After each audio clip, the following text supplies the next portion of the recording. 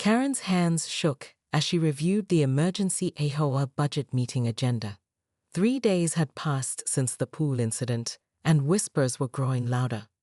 Worse, the Hendersons had scheduled a community safety discussion for Friday night, right after her budget presentation. She'd barely slept, jumping at every car that passed, every doorbell that rang in the neighborhood. The $3,200 repair estimate had ballooned to $4,800 after discovering damaged pool equipment. The HOA's reserve fund could cover it, barely, but it would wipe out their emergency savings. Mrs. Pettigrew? The voice belonged to Detective Martinez from the local police. Karen's stomach dropped as she opened her door to find him holding a tablet. "We're investigating the vandalism at your community pool. Several residents mentioned you're the HOA president, so we wanted to ask if you've noticed anything suspicious." Karen forced a smile, gripping the door frame. "Nothing at all, officer. It's really quite shocking. We've never had anything like this happen before." "Interesting." Martinez tapped his tablet screen. "Because we just received security footage from a house 3 blocks away. The camera system has a wide-angle view that captures part of your community area." The blood drained from Karen's face. "Oh." The homeowner was initially reluctant to share it, but once we explained the seriousness of the situation, Martinez paused, studying her reaction. "Would you like to see what we found?" Karen's mind raced through possibilities. Deny everything? Claim someone was impersonating her? Before she could respond, her phone buzzed with a text from an unknown number. "We need to talk. Pool incident. Tonight, 8 p.m. Come alone." "A friend." "I'm sorry, officer, but I really need to handle some HOA business right now. If you need anything else." Martinez tucked his tablet away, but his expression remained skeptical. "We'll be in touch, Mrs. Pettigrew. Have a good day."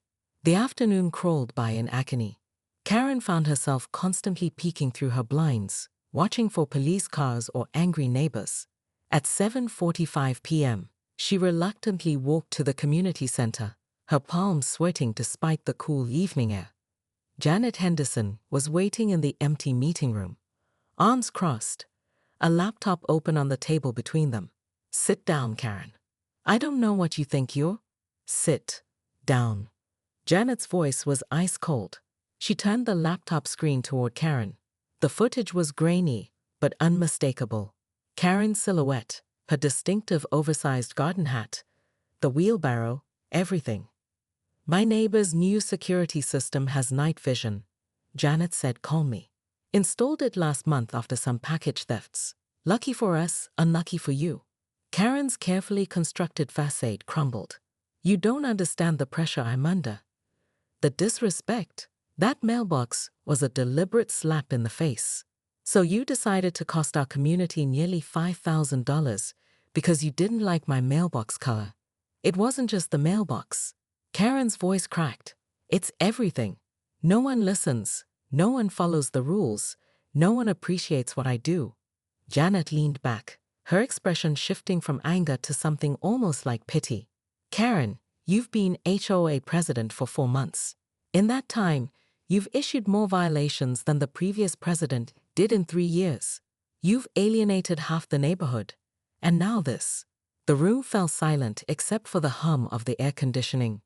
Karen stared at her hands, reality finally sinking in. She'd destroyed her reputation, possibly faced criminal charges, and bankrupted the HOA budget, all because she couldn't handle a purple mailbox. "What do you want?" Karen whispered. Janet closed the laptop with a decisive snap. "Tomorrow night, you're going to confess to the community. You're going to resign as president. And you're going to personally cover the pool repairs. I can't afford $5,000. Then you should have thought of that before you decided to throw your tantrum." Janet stood to leave, then paused at the door. "Oh, and Karen, I'm keeping this footage as insurance, just in case you get any other brilliant ideas."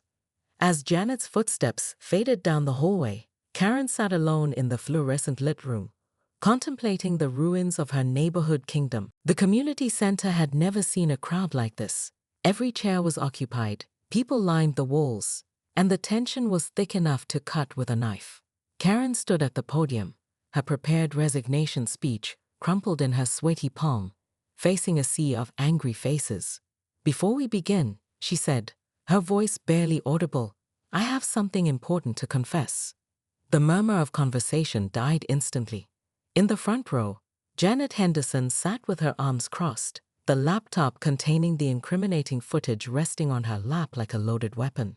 "I was responsible for vandalizing our community pool." The words tumbled out in a rush. "I dumped garden soil into the water 3 nights ago, and I'm prepared to face the consequences." Chaos erupted. Neighbors jumped to their feet, shouting questions and accusations. Mike Thompson's voice rose above the rest. "Why would you do such a thing?" Karen gripped the podium, her knuckles white. "Because I felt disrespected. Because I worked so hard to make this community beautiful, and it seemed like no one cared about the rules I was trying to enforce. So you decided to destroy community property." This from elderly Mrs. Chen, who'd never spoken harshly to anyone in her life. I wasn't thinking clearly." Karen's voice cracked. "I was angry about the violations, the complaints, the constant pushback on every decision I made. I thought if I gave everyone a common problem to solve, maybe you'd appreciate what I was trying to do." The room fell silent again, but this time the quiet felt different. Several neighbors exchanged glances, their expressions shifting from pure anger to something more complex. Tom Bradley, the former HOA president, stood up slowly. "Karen, I tried to warn you when you took over. This job isn't about power or control. It's about service. You can't force people to respect you." Karen felt tears threatening. "I know that now. I'm resigning as president, effective immediately. And I'll personally cover all the pool repair costs." "With what money?" called out Frank Morrison. "Everyone knows you're retired on a fixed income." The question hung in the air like a challenge. Karen had been dreading this moment. "I'll sell my car, take out a loan if necessary. The damage is my responsibility." Janet Henderson finally spoke up. "Actually, I have a different proposal." All eyes turned to her as she stood, laptop in hand. "Karen made a terrible mistake, but destroying her financially won't help our community heal. I propose we split the cost. Karen pays half, and the rest comes from a special assessment spread across all homeowners." A wave of surprised murmurs rippled through the room. Karen stared at Janet in shock. But Janet continued, her voice firm. "Karen also commits to 200 hours of community service.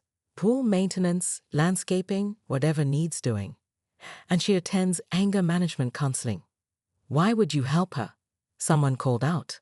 Janet looked directly at Karen. "Because holding on to anger just creates more problems. We've all seen where that leads."